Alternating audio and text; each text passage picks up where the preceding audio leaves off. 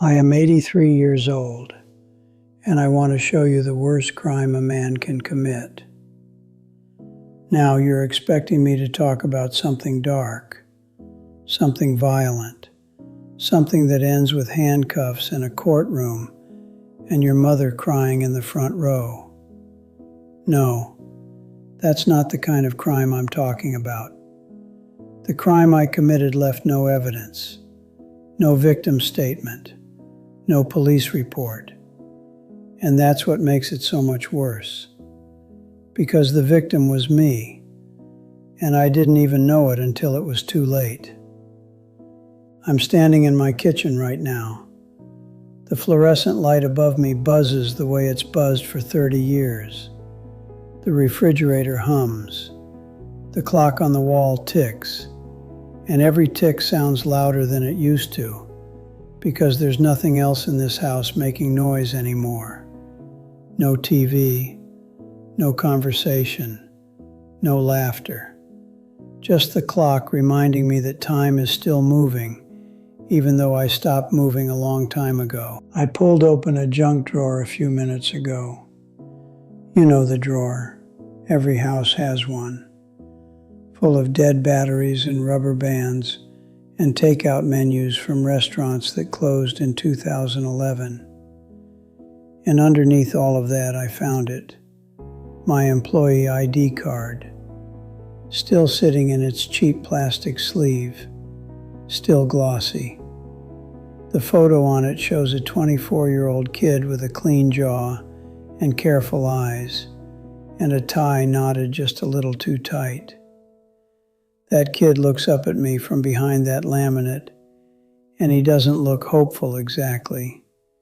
He looks prepared, like he's already decided that the whole point of life is to get through it without a scratch.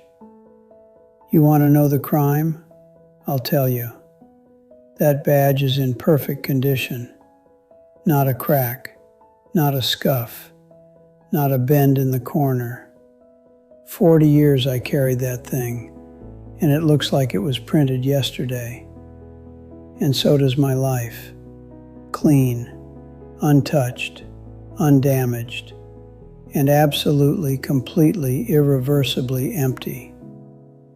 Let me tell you how a man ends up like this. I was 24 when they handed me that badge.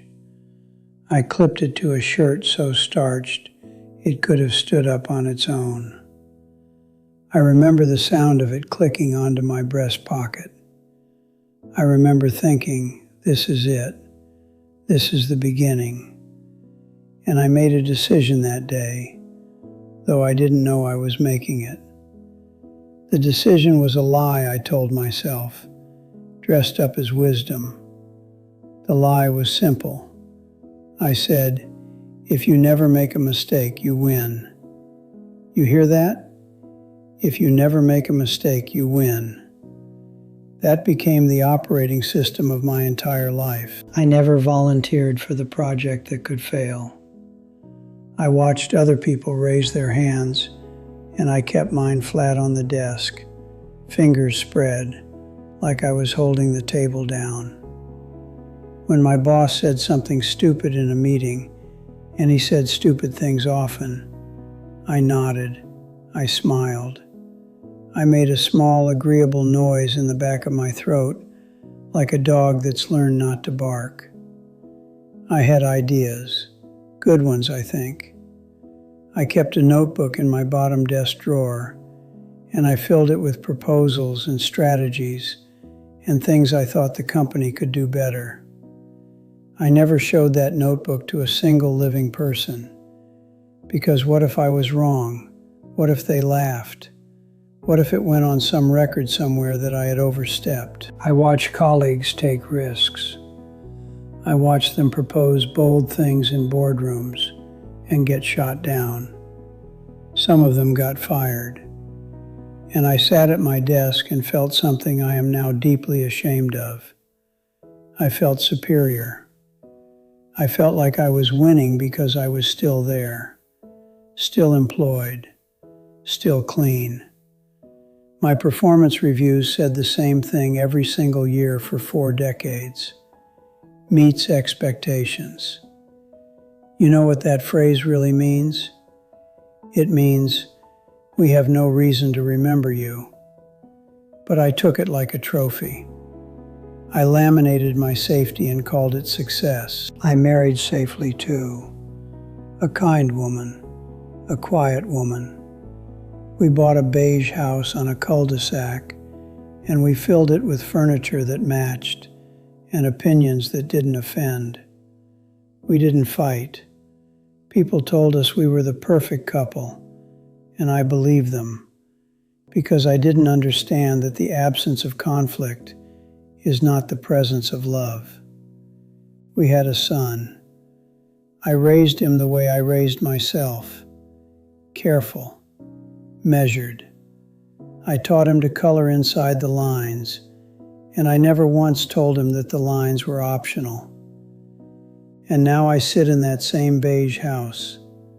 The furniture still matches. The performance reviews are in a box in the closet. 40 years of paper that says the same thing. Nobody will ever open that box. When I die, someone will carry it to the curb, and the garbage truck will take it. And that will be the most eventful thing those papers have ever experienced. Now let me tell you about the day everything cracked. Not broke, cracked. Because breaking is dramatic and loud, and people notice when things break. Cracking is quiet. Cracking happens in a fluorescent-lit break room on a Thursday afternoon while someone cuts a sheet cake with a plastic knife. My retirement party.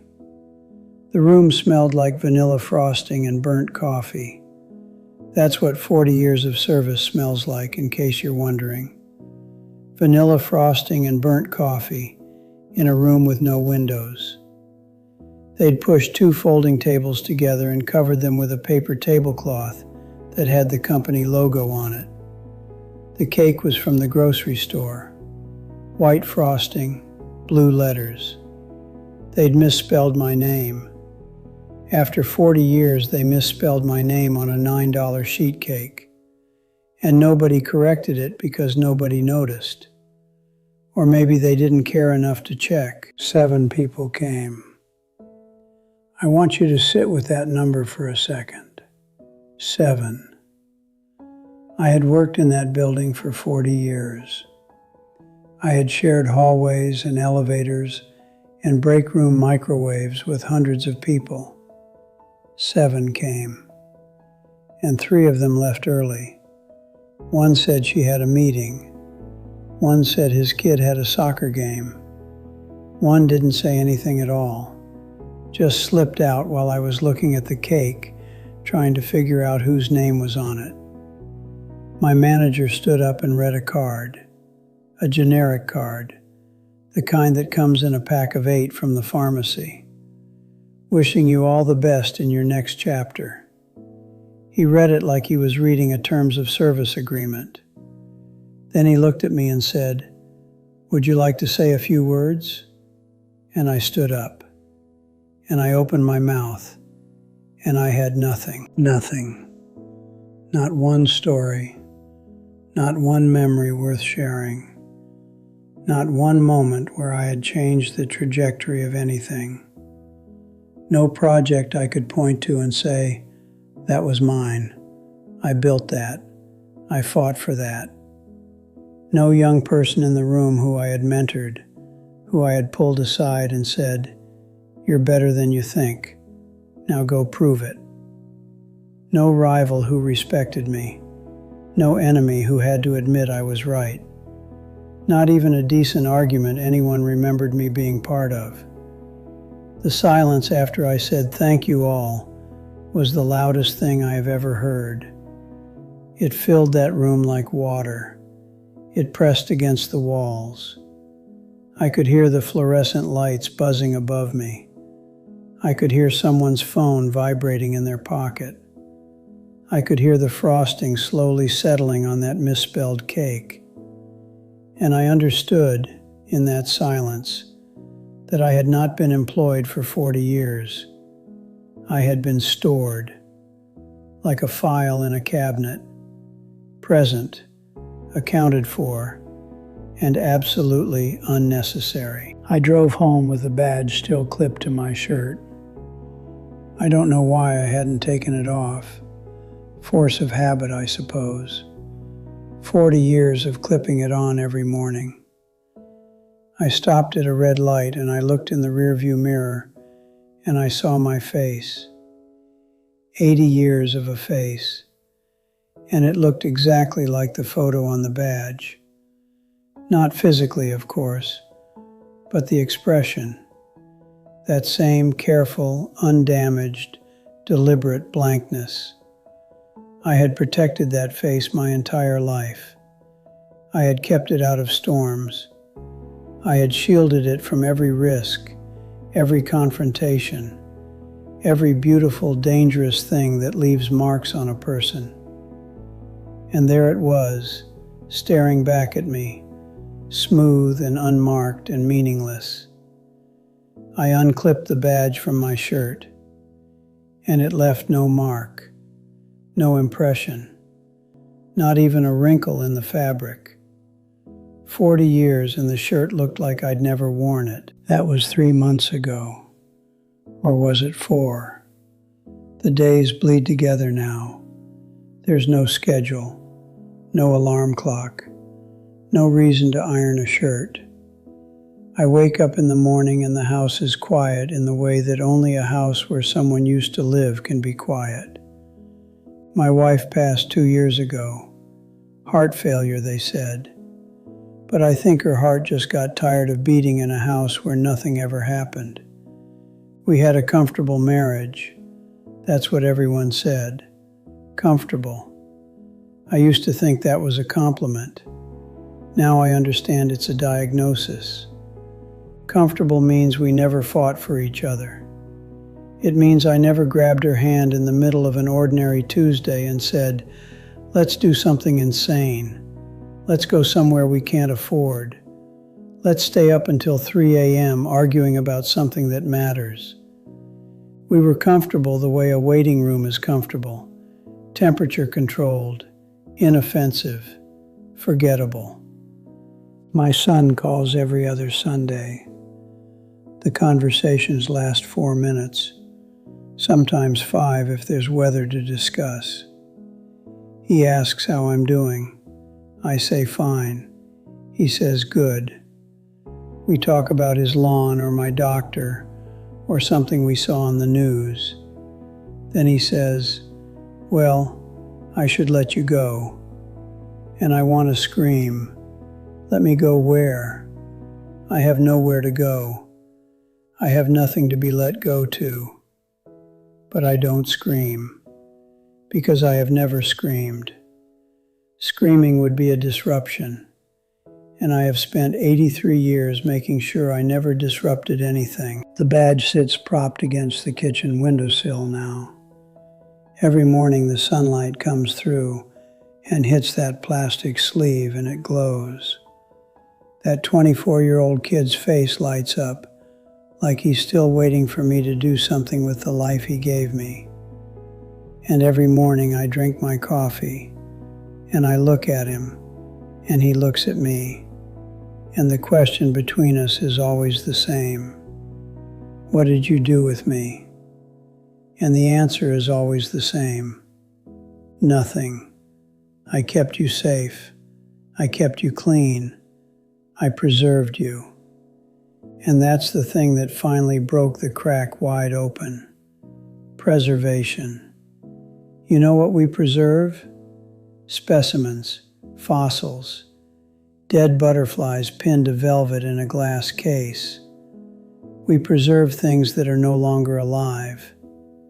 I preserved myself so carefully, so completely, that I became a museum exhibit of a man who never lived. Badge under glass, life under glass, everything intact, nothing used. Nobody organizes reunions for me. Nobody tells stories about me at dinners.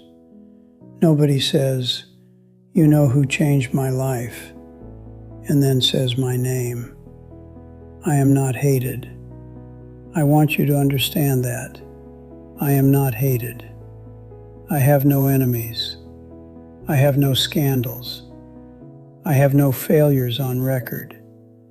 And I have never been more invisible in my life. Because hate requires impact. Scandal requires daring. Even failure requires the courage to attempt something. I attempted nothing, and I got exactly what I earned. Now, I want to talk to you. Yes, you. Sitting there right now, wherever you are. I want to talk to you because I can smell it on you, even through a screen. You're doing what I did. You are reading the room instead of changing it. You are calculating the risk before you feel the want.